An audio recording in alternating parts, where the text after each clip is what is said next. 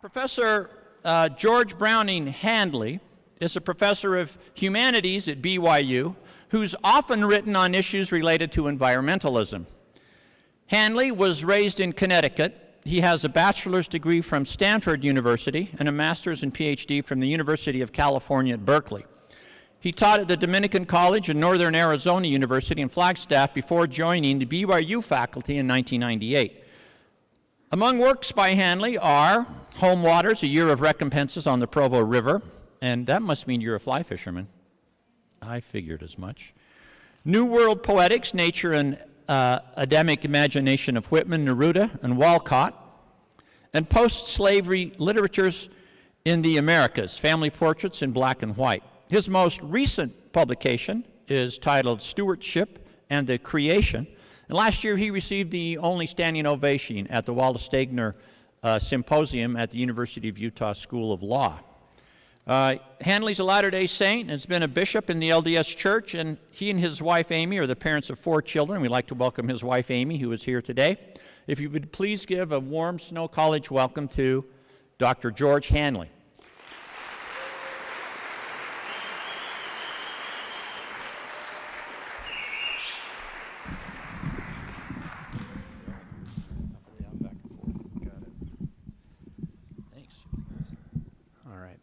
That works. Thank you very much. Thank you for coming today. It's a pleasure to be here. I'm proud to say that my grandmother was born in Manti, and so I have some family roots in this area, and I love this valley very much. My talk today is entitled, as you can see, Heaven and Earth, Thinking Through Environmentalism. There's a Nobel Prize-winning poet by the name of Derek Walcott from the Caribbean, and he was 14 years old. He published his first poem on the island of St. Lucia. When he did this, he published it in a local newspaper, and he was hardly prepared for the reprimand that he would receive in printed verse, no less, from his town's local Catholic priest. And now the poem he had published, this is just a brief, well, I seem to have lost my photo on that image, but there's supposed to be a lovely photo with that. But anyway, the poem that he published was a poem of praise for the natural world, and he wrote, among other things, this phrase about wanderings among the quiet woods where he would receive his first lesson from the Holy Book, talking about finding God in nature. And the priest chided him in lines of his own, which, by the way, were not nearly as well written as the 14-year-old Walcott's, chiding him for seeking God in the woods when he should, in fact, be seeking him in church. And this is actually an image of the church where Walcott grew up in St. Lucia.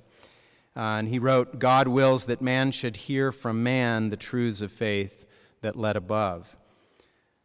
The fact that the priest insisted on a stark division between the revealed word and nature's inspiration and was unwilling to build on the inspiration of the young poet that the young poet had discovered was, I think, poor instruction. Fortunately, Derek Walcott was not deterred and went on to become one of the greatest poets of the English language, and one possessed of an exceptional devotion to the natural beauties of the Caribbean. Now, to be fair to the priest, as a Catholic ecclesiastical leader, he had a right, maybe even a responsibility, to teach that revelation through prophets must not be displaced by whatever portion of God's presence we might experience in the outdoors. It is, however, I think, unfortunate that he felt that you either find God in church or in nature, but not both. Imagine what it would mean for Latter-day Saints, for example, to prohibit all 14-year-olds from finding God in the woods. After all, Joseph Smith was reprimanded for declaring what he had seen and felt among the trees near his home, a God whose body of flesh and bone challenged the prevailing view that heaven and earth, spirit and body, could not share the same space harmoniously. Now, my early teens were neither marked by signs of remarkable poetic gifts nor prophetic gifts. I was becoming aware of myself at the age of 14 as an earthy, embodied human individual being, and this awareness caused the typical adolescent shame. But my experiences in the woods of Connecticut, where I grew up, and on the Long Island shore where I was raised, filled me also with an awareness of holiness that remains with me to this day. I can still feel the humid summer air sticking to my skin and hear the chorus of milling insects in the air and the smell of mud and wet leaves around the banks of the small stream that ran behind my home where minnows and frogs were about. Wordsworth, the famous poet, once described himself as a young boy in the quote, in the hour of thoughtless youth, playing like a roe over the mountains of England's Lake District.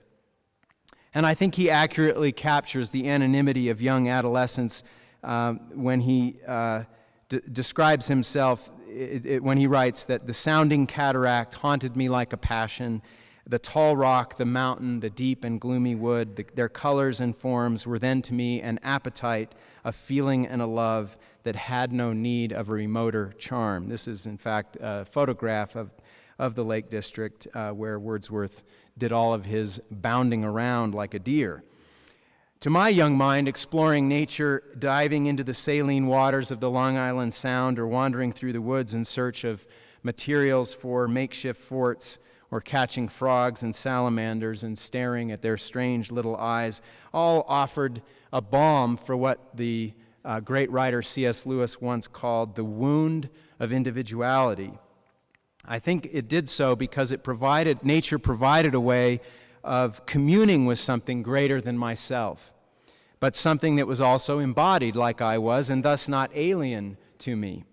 At a young age, I didn't understand a lot about religion, but I intuited that nature seemed a holy extension of my own body, and my senses seemed to be the portals through which I communicated with my natural kin. Unfortunately, so much of our modern technologically enhanced life has divorced us of this kinship, whether because of the virtual reality of television and the internet, our controlled climates, or because we no longer, most of us anyway, produce our own food. Because our alienation from nature begins so early, psychologists are now talking about nature deficit disorder. I don't imagine too many of you here in this valley should suffer too much from that, but because that alienation from nature begins so early, our exposure to it begins to fill us with a kind of nostalgia for something more, as if we were seeking something lost. So what is it we have lost? A purely ecological view of human existence would suggest that we long for what we vaguely recall in those moments of the disappearing self as an understanding of our embodied biological identity as physical beings who too easily deny our physical nature. And we succumb to the illusion of being separate from the physical world. This is what some psychologists have called the ecological unconscious. We must not be deceived, in other words, by what appears to be our distinct and exceptional capacity for conscious thought, because our true and only home is the earth. We are animals. Now, a view of human existence that insists on a merely spiritual identity would argue that we long for a sense of belonging to God, that nature only helps us to begin to intimate. This might be akin to our spiritual unconscious. We should not be deceived, in other words, by the appearance of physical things and by our sensual experiences, because our true and only home is heaven. What was particularly radical about Joseph Smith's vision is that it suggests the possibility that this was indeed a false dichotomy. We are losing too much of heaven and too much of earth. His vision and subsequent revelations contained in Doctrine and Covenants and the Pearl of Great Price consistently teach that we are both embodied and inspirited, biological and spiritual, and that these are not temporary contradictions that will resolve themselves when we die. Spirit is matter, Joseph Smith taught, and all physical life was created spiritually before it was physically on the earth. And this earth is the future site of heaven. All things, therefore, hide beneath their tangible surface a spiritual entity that inhabits the same space. He taught the elements are eternal, and the spirit and element, or physical matter, inseparably connected, receive a fullness of joy, and when separated, man cannot receive a fullness of joy. So our happiness, in other words, is limited if our physical experience is not enhanced by spirit, and if our spiritual experience is not enhanced by the body and by the earth. Smith's revelations argue that our eternal life will be an embodied one, like God's, and that the earth will become the site of the highest level of exaltation. This theology implies that nature provides a profoundly unique and valuable opportunity to understand the delicate balance between the spirit and the body and between heaven and earth. Now, I was raised LDS and I remain a practicing member, but it wasn't until I was in college that someone remarked to me how unusual it was that Mormons believed animals and trees were living souls and were thus presumably my kin, as we read in Moses 3:9. I certainly had experienced my share of campouts and hikes and the like where I had been reminded, quote, that all things denote that there is a God, and that, quote, all things are created and made to bear record of me. But I didn't understand what it meant that all things were interfused by the light of Christ, as we read in section 88. Now, I won't read the entire verses, but we're given a description of Christ being in the sun and the light of the sun and the power thereof by which it was made, similarly with the stars and the moon and the reflectivity of the surface of the earth. He's both the maker of these lights, and he is in that light, and he is that light, all three at once in these verses. So it seems that Christians are sun worshipers, S-O-N, but Smith's doctrine implies that sun worshipers, S-U-N, may not have been too far off the mark. I did not fully appreciate the broader global implications of these doctrines, however, until I became aware of the extent of our contemporary environmental crisis. In college at Stanford University and in graduate school at UC Berkeley, and into my early 30s as a professor at Northern Arizona University, I learned about the frightening and increasing rates of species extinction worldwide. I remember hearing the early debates about global warming in the 1980s and have noticed the growth of what is now a remarkable consensus among scientists about its reality. Of course, there were the disappearing rainforests, deforestation and soil erosion in poor countries, the millions who live without safe drinking water, in many cases due to pollution, and the disasters of pollution in the air. Closer to home, I read about the disappearing water tables in the American West and our incredibly difficult inversion problem in the Wasatch Front, even as I am part of these problems as a citizen in this state. And I've watched as our dependence on fossil fuels have implicated us repeatedly in conflicts in the Middle East and thrown us into war. So throughout my education, I had always felt a respect for the environment and an instinctive belief in the need for restraint and some kind of conservation, but I wasn't really able to formulate a way for me to act. And part of that had to do with the fact that while I was in church, I never heard anything about environmental problems. So it created the impression in my mind that maybe that was a problem for other people to worry about. It wasn't until I was teaching in Arizona in Flagstaff when I made friends with a small group of scholars who were intensely interested in broad questions about how we can define and use our quality of life and our economic choices and beliefs to benefit more effectively the well-being of the physical world now and into the future, and of course with the aim of taking better care of the human community. I took the opportunity to attend a workshop aimed at helping professors in all fields to see the relevance of their disciplines to questions of sustainability. Now, sustainability was defined to me at this workshop in terms of principles, not policies. And these principles included the notion that individual choices should be valued by their effect when we imagine that they are made by an entire society and over several generations. You may have heard of the Native American seventh generation rule. What will I do and how will it impact up to 7 generations will help us understand the ethics of what we're doing. If one gum wrapper is left at a lakeside, for example, it may not be measurable, but if we all individually assume that we only need to measure the individual effect of our puny acts, then we are all justified in throwing gum wrappers to the ground. But imagine a collective group acting with such impunity. it wouldn't take more than a few weeks to make an enormous mess. And if thousands do so on a weekly basis for several generations, worse still.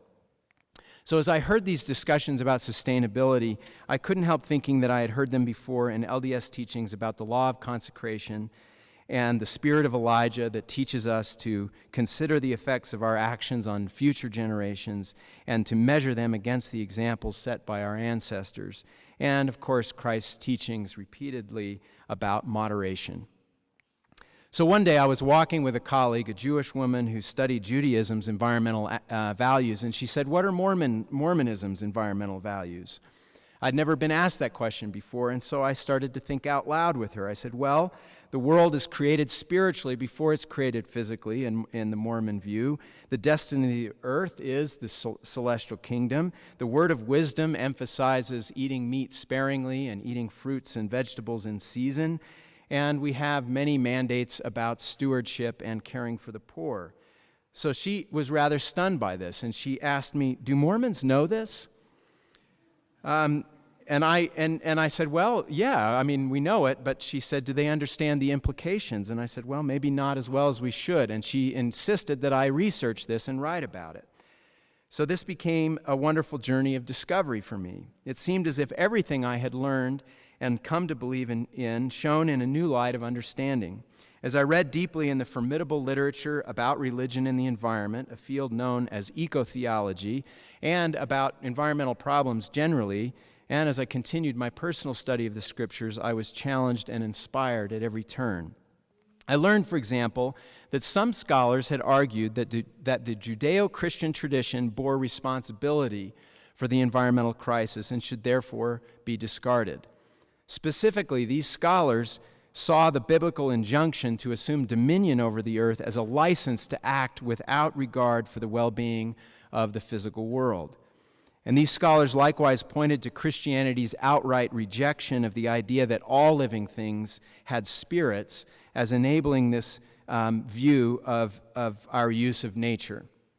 Furthermore, they insisted that Christianity's tendency to value the spirit over the body and to value heaven over the earth had led to an attitude of difference towards the world's degradation. You might have heard people say or thought to yourself, if the earth is going to be destroyed anyway and we will eventually depart here, why bother protecting it? So the logic of these criticisms made some sense to me, but I knew that they only told part of the story. All religions can potentially become complicit with the evils of the status quo, especially when religion is seduced by the allure of individualism. Believers sometimes emerge with a false confidence that as long as they get themselves to heaven, the rest of the world can go to you know where. So although I had no doubts that many Christians were guilty as charged, I preferred the Christianity, for example, that had inspired the abolitionists to fight against slavery to the Christianity that was used to justify the slave owner. As far as the environment was concerned, I preferred the Christianity of St. Francis of Assisi to the Christianity of James Watt, former Secretary of Interior, who was famous for saying that we didn't really have much time, we might as well use up the world. Besides, it seems impractical at best and deeply prejudiced at worst to simply demand that religion step aside for the sake of the environment. And environmentalists who have taken this kind of an anti-religious position have not met with much success, I should say. It is proving far more effective to rethink Christianity itself and all other religious traditions to find solutions to our environmental problems. As one critic put it wisely, what we do about ecology depends on our ideas of the man-nature relationship. More science and more technology are not going to get us out of the present ecological crisis until we find a new religion or rethink our old one. In my research, I was pleased to learn that an entire generation of evangelicals, Baptists, Catholics, Lutherans, Muslims, Hindus, Jews, and other religious people the world over had responded to the environmental crisis and had responded to these criticisms of religion, marking one of the most significant shifts in the history of religion. And they had given faith-based answers and reasons for an environmental stewardship. This literature of eco-theology, as it is known, consistently argues that the body is not alien but central to our spiritual identity, that the earth and its fate are not secondary but vital to the quality of our spiritual and maybe even our eternal life. So I had to admit to myself as I was reading this literature that despite the fact that Mormonism seemed to possess the explicitly stated doctrines that were outlined in this literature of eco-theology, I had heard, nevertheless, more apathy about the environment than concern in my church meetings. I had heard that apparently it was not a good idea to be a so-called tree hugger. My friend who grew up in Moab says that when you wanted to really insult someone, you told them that their mother was an environmentalist. Recycling, wilderness preservation, ethical and modest consumption, protection of endangered species, reduction of waste or of our use of water and gasoline, even just for the sake of living modestly. These were never mentioned in our Sunday lessons or seemed to play a role in the planning of our ward activities. Indeed, they seemed implicitly absent in the doctrines we learned of the restored account of the creation, that we learn in temple worship or in our understanding of morality itself or in our discussions of welfare principles. While I heard plenty about the dangers of moral pollution, I scarcely heard a word of concern about any of the environmental issues of our day. It frankly seemed as if they did not exist.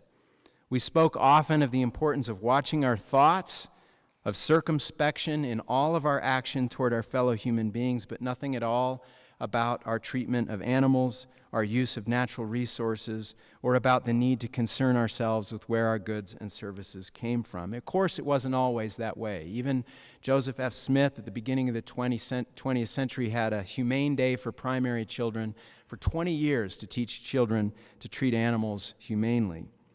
Although the vocal opponents were few in church context, they were the only ones who seemed to address environmentalism at all. So I came away with the impression, even if it was not fully articulated or justified by a doctrine, that despite all of LDS doctrines of stewardship, a good Mormon would not make a good environmentalist, and for good reason.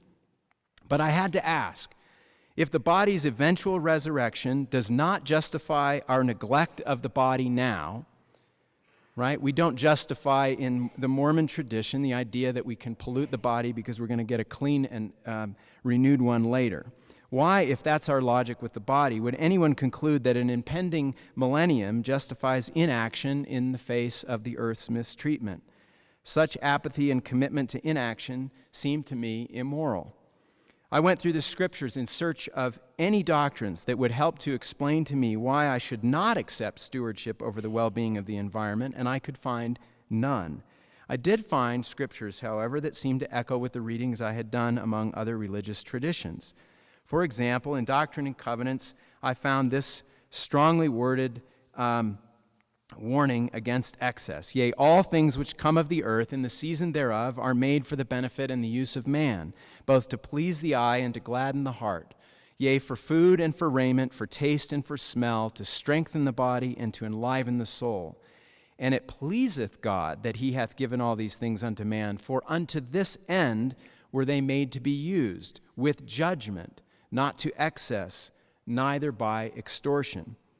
Now, there is nothing like this in the Judeo-Christian tradition, quite so explicitly stated. I had read these verses before, merely in the context of this section's teachings on the Sabbath day, but nature appears here, as it does elsewhere in the Scriptures, as both a resource to be used with moderation and as a sacred source of aesthetic pleasure. God is pleased when we are pleased with his creations. This is doctrine that asks us to be responsive to the creation, to be fulfilled and awed by the simple fact of our existence. Once we have elevated our sensibilities to be able to do this, then we are permitted to take what we need for our sustenance. This will, I think, endear us to places we inhabit at the same time that we learn to use them judiciously. We are a species that knows how to love things to death. And we have to be more careful. Consumption, when it is informed by this kind of spiritual and aesthetic capacity, will not corrupt us because our passions will be kept in check by a recognition of the world as a gift. Another important consideration appears to be the needs of the poor. In section 104, in a verse Mormons often cite in defense of those who argue for extreme population control measures, we read that the earth is full and there is enough and to spare. What is not as frequently cited is how these verses explain that this promise is contingent upon our willingness to consume modestly. We are told that every man is accountable as a steward over earthly blessings, and that it must needs be done in mine own way. And behold, this is the way that I, the Lord, have decreed to provide for my saints, that the poor shall be exalted, in that the rich are made low. Therefore, if any man take of the abundance which I have made, and impart not his portion, according to the law of my gospel, unto the poor and the needy, he shall with the wicked lift up his eyes in hell, being in torment. Those are not comforting verses. In other words, the earth's capacity to support the human population depends not so much on numbers, but on our willingness to live modestly. It's not a guarantee. Extreme poverty anywhere is a symptom of our wickedness as a human family, according to these verses. We simply should not consume more than our share of the world's resources. And the fact of the matter is, virtually most of our environmental problems are due to overconsumption. The point is that if Mormons wish to defend the right to exercise our own conscience and bring children into the world according to personal inspiration, something I very much believe in, we would do well, however, to live up to the high standard of modest living that's imposed upon us by these verses. I, for one, feel a persistent and nagging worry that I do not exercise enough restraint on my spending and consumption. And I suspect that it is a good thing to have such worries. I would like to believe that we might someday learn how to use a more fair proportion of the world's resources as a country. I believe that the Lord cares more about what kind of children we are raising than how many, but I also emphatically believe that the kind He wants are not merely morally clean non-smokers and non-drinkers, but perhaps also morally modest consumers, respectful toward all life, and grateful users of God's resources, and generous in their willingness to sacrifice their use of resources so that others can have the same opportunities they enjoy. Given the disparity of wealth in the world, it is foolish for the unfortunate and very small fraction of God's children who have full educational and economic opportunities like we do to be ungrateful. But to me, it makes reason stare to conclude that such opportunities are given to us by God merely so that the few of us who have these opportunities can devote ourselves to consuming at will the smorgasbord of first world amusements, while millions go without the bare necessities of life. True gratitude requires more than saying thank you. It must be reflected in our willingness to make sacrifices and consecrate our gifts to bless others. We can't expect, for example, to pray for rain with impunity when we continue to use water recklessly. It is the height of folly to believe that first world living leaves no mark on the environment and has no consequences for future generations. And I believe it is a desecration of religion itself to suppose that God's revealed word, I believe it is a desecration of religion itself to suppose that mixing God's revealed world with secular philosophies that justify indifference towards the suffering of people, animals, and the planet itself might be something approved of by God. I learned as a youth to avoid the eat, drink, and be merry crowd, but sometimes I find myself part of a similar crowd, only it is eat, drink, and be merry, for tomorrow we will resurrect. We are eating and drinking fast food, hamburgers, and soda, throwing away our garbage with indifference, having no idea or even caring where our clothes and food and packaging come from, and generally bristling at the suggestion that there's anything wrong with this picture. LDS doctrines of stewardship don't teach me which organizations I should join or who I should vote for or how many children I should have. They don't tell me when to cut trees and when to preserve them, and they certainly do not seem to suggest that all use of natural resources is categorically wrong or that protection of the environment should trump all other human concerns. But they do give me the responsibility to define stewardship, to define a modest lifestyle, to live with gratitude and humility, to give as much as I can to the poor rather than consume at will. And they ask me to see the world as having spirit, as deserving of my praise and appreciation and care. And they ask me to ensure that all living things, not just human beings, can multiply and replenish the earth. That's, by the way, taken straight out of Genesis, book 1, verse 22. The Lord commands the whales and the fishes of the sea and the birds in the air to multiply and replenish and to fill the waters and to fill the air. So I don't know why, and the scriptures, by the way, also warn explicitly against greed and misuse, as we've seen. So I don't know why some Mormons therefore conclude that environmentalism should be viewed as the enemy. I might not like every version of environmentalism, and I might not always come out on the environmentalist side of a particular issue as it is defined politically.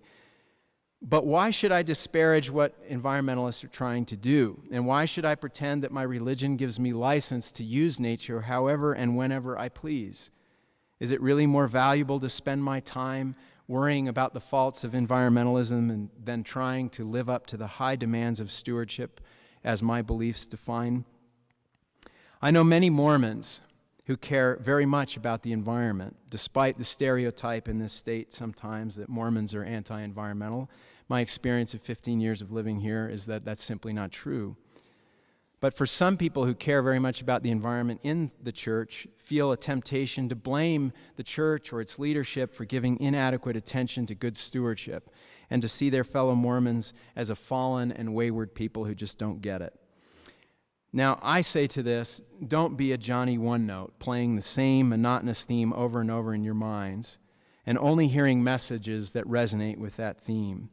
Religion is only true to the extent that it encompasses all truth from all sources on all questions. It seeks to make a glorious symphony out of so many sounds. So why should my concerns that we become better stewards mean that I refuse to be moved when I'm called to repentance or reminded to do my home teaching, even if that means I must serve someone with different political beliefs or class background or educational opportunities than mine? Or when I am taught about service? It is spiritually debilitating to fear new knowledge and to sustain one's activity in the church simply by shutting down curiosity and refusing to read widely.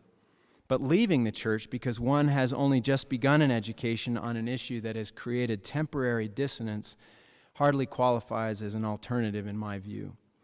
Thirst for righteousness and truth, forbearance, and the capacity to bear all things qualify us for the work of growing in our knowledge of what is true. So why would anybody who cares about the environment turn away from what are arguably the richest environmental doctrines in the Christian world? Unfortunately, sometimes people who ask tough questions about environmental stewardship in church are made to feel by their fellow believers that their concerns are unfounded, unfaithful, morally suspect, or maybe hedonistic. We can do better.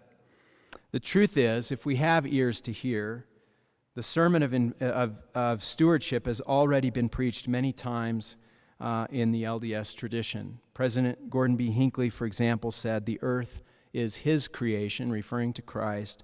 "When we make it ugly, we offend him." Elder Maxwell had this to say: "True disciples would be consistent environmentalists, caring both about maintaining the spiritual health of a marriage and preserving a rainforest, caring about preserving the nurturing capacity of a family, as well as providing a healthy supply of air and water. Adam and Eve were to dress the garden, not to exploit it. Like them, we are to keep the commandments so that we can enjoy all the resources God has given us, resources described as enough and to spare if we use and husband them wisely." During the energy crisis of the 1970s, which is starting to pale in comparison with contemporary problems, the first presidency said, "We urge Latter-day Saints and all citizens to join in efforts nationally and locally to conserve precious energy resources. Worshipers should walk to church meetings where it is feasible." This is an image of a chapel in Farmington, and it is a LEED-certified chapel with solar panels on its roof. It meets the highest standards of environmental stewardship as a building.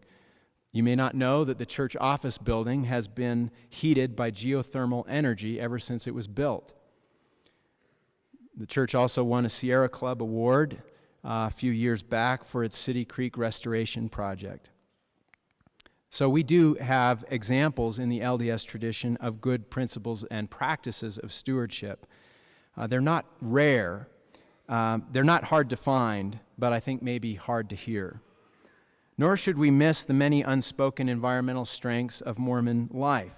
The scouting program teaches and promotes stewardship principles at a crucial age of adolescence when boys are more prone to want to kill things that they see than to take care of them. Mormons, I was one of those boys once. Mormons have a history of creating a strong sense of place in our communities, which is no small accomplishment in today's age of rapid movement and displacement that often renders people indifferent to where they live. And Mormons understand the need for sacred spaces in nature, right? Witness the sacred grove. Usually nearby are places of residence as well. Maybe you have, if you've grown up in this valley, places where you went as a youth for different activities to have an Enos-like experience in the outdoors. Mormons have a tradition of family gardening that serves to teach a relationship to the earth that grocery stores simply cannot provide, and their welfare system promotes modest use, recycling of clothing and other materials, and church ranches and farms are developing sustainable practices, many of them models for others. Latter-day Saints are asked to sacrifice not only tithing but fast offerings, which means they are learning to keep their consumption down. So can Mormons do better in these and other areas? Of course they can. But the point is that despite some failings, Mormons are a resourceful, industrious, and conscientious people who know how to act collectively. And collective action is what environmental problems require more than anything else. Now, can environmentalism learn to respect religion a little more? Of course. But despite some anti-religious environmentalists, many environmentalists today are people of faith. Sadly, however, it seems that critics of the church and critics of environmentalism both prefer to get in their jabs at one another rather than to seek the common ground so as to work cooperatively for solutions. And this, unfortunately, then comes at the expense of the environment itself. The purpose of a religion, the purpose of a political ideology, or deeply held beliefs should not be the good feeling that comes with being right. The purpose of religion is to challenge us to become good.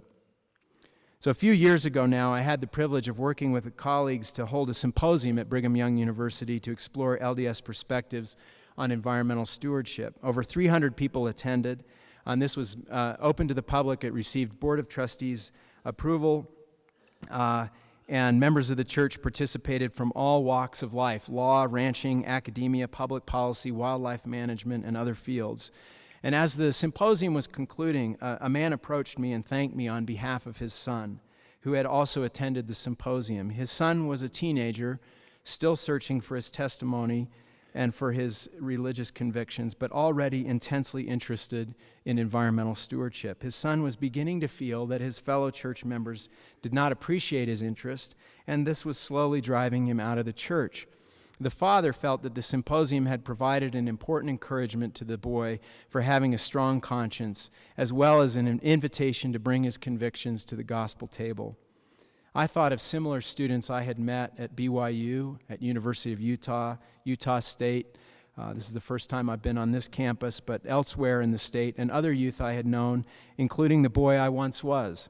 And I thought what a blessing it would be to congratulate young people for caring about such serious topics at a young age, and to do all we can to bring them into the fold rather than unnecessarily alienating them like the Catholic priest had done to the great poet Derek Walcott. As I serve in the LDS Church, I hope that I am true to the generous impulses of the doctrines of restoration, which are so unlike the attitude of Walcott's priest.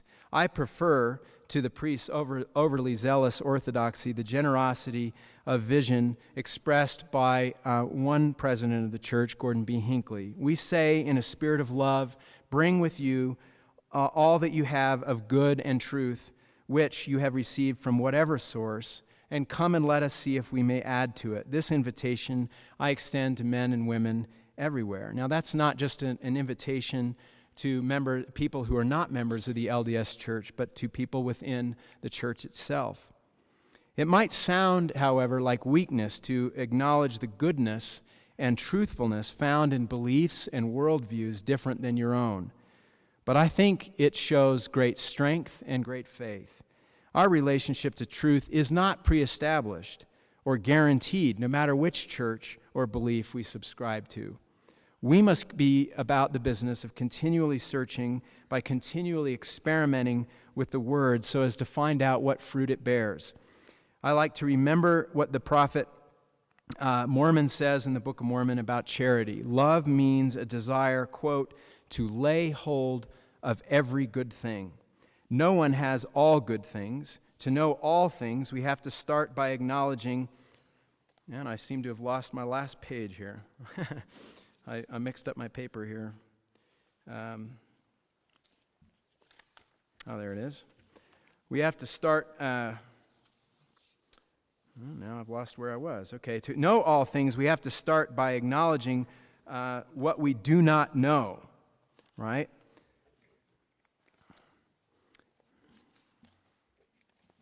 Excuse me. Finally, I found it. Okay.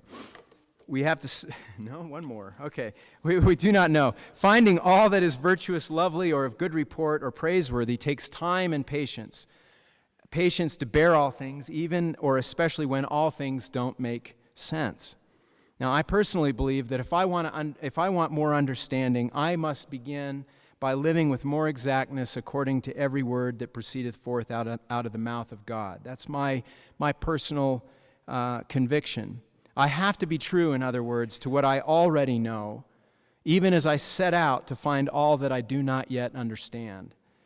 My obedience or my faithfulness to what I know gives me more freedom to explore truth and more capacity to find it in the lives and thoughts of the many good men and women on this earth. That is what education is all about. So it is possible that my incipient environmentalism might have pulled me apart and away from a God of revelation, but I think it has instead helped me to hear God's inspired messages in the revealed Word as well as in the words of good people in the world and from nature itself. This has allowed my joy to deepen on both the pew and in the woods, something I hope increases my happiness my chances for happiness on earth and in heaven, which, like any other Mormon, I can only pray will be the same place. Thank you very much.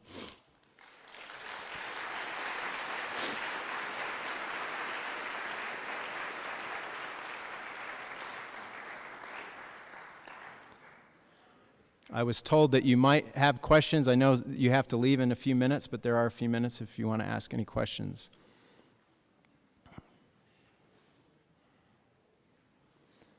All right. Well, thank you very much.